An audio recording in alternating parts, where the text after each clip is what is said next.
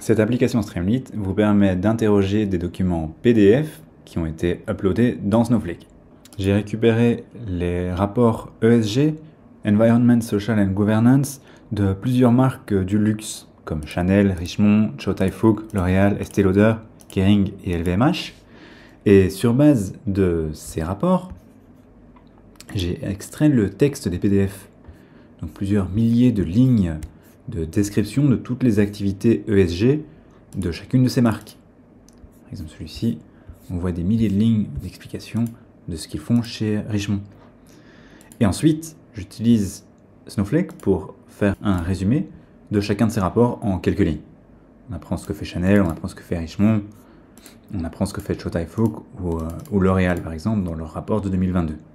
Et c'est bien d'avoir un résumé, c'est déjà plus facile à digérer, mais ce qu'on fait ensuite dans cette application, c'est au travers d'une interface de chat, pouvoir lancer des questions et avoir une réponse qui vient de chaque document avec une description de quel document vient la réponse. Par exemple, quelle est la target pour Estée Lauder, Kering, LVMH et Richemont pour la carbon neutrality? On a une réponse de l'application. According to the provided text, Estée Lauder has already achieved carbon neutrality across scope 1 and 2 greenhouse gas emission and source 100% renewable electricity. Ok. Et on a une réponse pour Kering avec une target to reduce its absolute greenhouse gas emissions by 40% across scope 1, 2 and 3 pour 2035. Et pour LVMH, une target de réduire son empreinte carbone de 25% par 2025. Et si on veut voir les sources de ces différents chiffres, par exemple on voit Estée Lauder achieved in 2022, ok.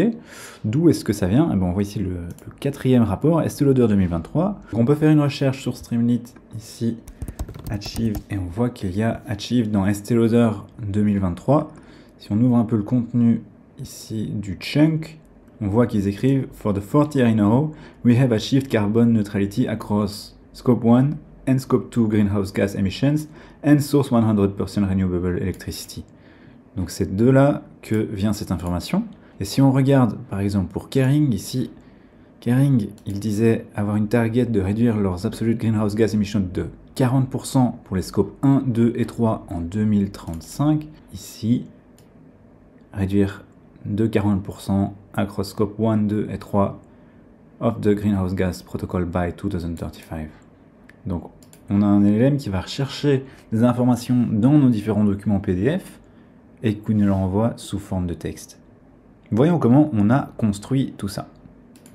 Dans un notebook sur Snowflake, ici j'ai quelques cellules, j'ai uploadé mes différents PDF sur un stage et je vais aller les rechercher d'abord avec une fonction en Python.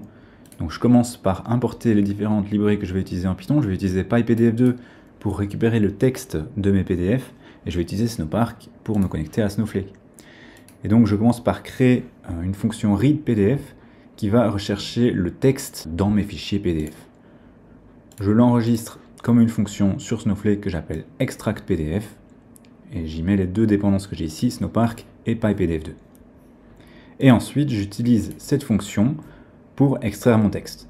Donc depuis mes différents fichiers sur le stage, qui sont ici, j'utilise ma fonction extractPDF et je vais les stocker dans une table PDF raw text où j'aurai donc ma relative path, mon fichier et le résultat de l'extraction. Dès que c'est fait, je peux aller voir le résultat ici en haut à gauche. Donc dans bronze, maintenant j'ai une table PDF raw text où j'ai mon texte. Et pour chaque fichier, j'ai donc une URL vers mon fichier et puis j'ai le texte qui a été extrait. Ensuite, on va découper ces textes en plus petits morceaux qui sont beaucoup plus digestes afin de classer ces morceaux. Je vais utiliser une librairie qui s'appelle LangChain et je vais découper ces morceaux par 180 tokens. Je crée la fonction ici textChunker et puis j'enregistre ma fonction textChunker dans Snowflake. Je l'appelle ma fonction chunk et je vais ici avoir comme dépendance LangChain. Et avec cette fonction, je vais pouvoir découper mon texte. Mais avant ça, j'utilise Snowflake ML Summarize, qui est une des fonctions de Cortex pour créer mes summaries. Donc là, sur base de mes textes raw, qui font plusieurs dizaines de milliers de caractères, je vais prendre les 8000 premiers caractères et créer des summaries de ces textes. Une fois que c'est fait, je vais créer les chunks sur base de mes textes. Donc là, je vais prendre mes textes qui viennent de mes 7 PDF et je vais les transformer en morceaux beaucoup plus digestes pour mon modèle. J'ai des morceaux qui sont tout petits, qui font moins de 155 caractères dans ce cas-ci. Je ne vais pas les prendre parce qu'ils n'apportent pas beaucoup de valeur. C'est des morceaux de phrases, c'est des fins de texte, c'est des titres qui n'apportent pas beaucoup de valeur et donc je les enlève au travers d'une vue. En fait, je prends une vue qui prend toutes mes données, sauf celles qui font moins de 155 caractères. Et ensuite, je vais vectoriser mes données au travers de la fonction Cortex Embed Text. Je vais vectoriser mes morceaux de texte afin de pouvoir mesurer la distance entre ces morceaux. Pour finir, c'est ça qui m'intéresse. C'est d'avoir la distance entre une prompt d'un utilisateur, donc du texte, et la réponse que j'essaie de trouver.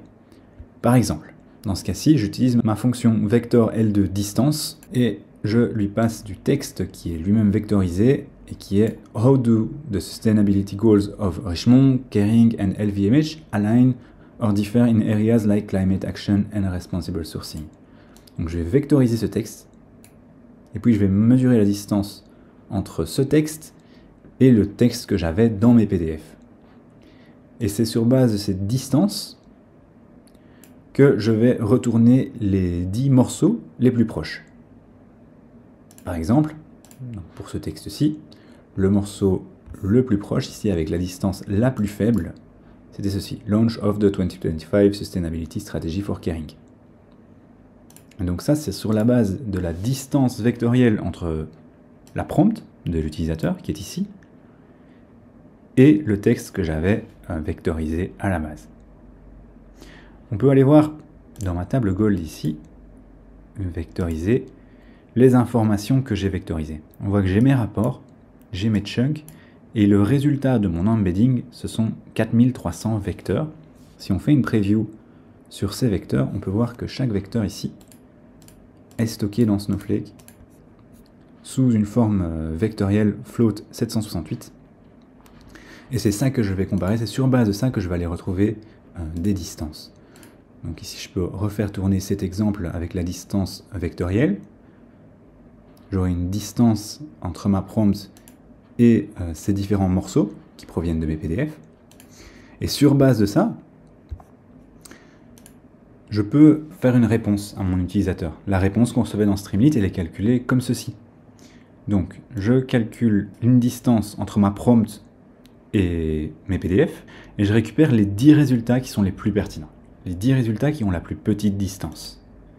Et sur base de ça, je crée une prompt qui va avoir mes 10 résultats et qui va dire « Answer the question concisely based on the context ». Je donne le contexte, c'est-à-dire mes 10 résultats, et puis je pose la question « How do the sustainability goals of Richmond, Kering and LVMH align ?» Et puis je récupère ma réponse. Donc si je fais tourner ça, j'obtiens la réponse donc du LLM qui tourne dans Snowflake. Snowflake ML Complete. Le LLM, c'est Llama 2, dans ce cas-là, avec 70 milliards de paramètres, qui me dit ici « Richmond, Kering and LVMH are all luxury good companies that have set sustainability goals ».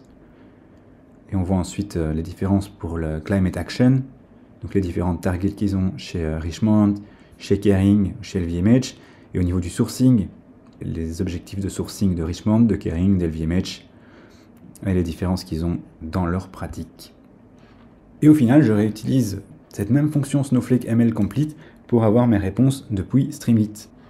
Si on retourne voir l'application Streamlit et qu'on va l'éditer, on peut voir que en fait, j'ai ici ma chatbox qui fonctionne exactement sur le même principe.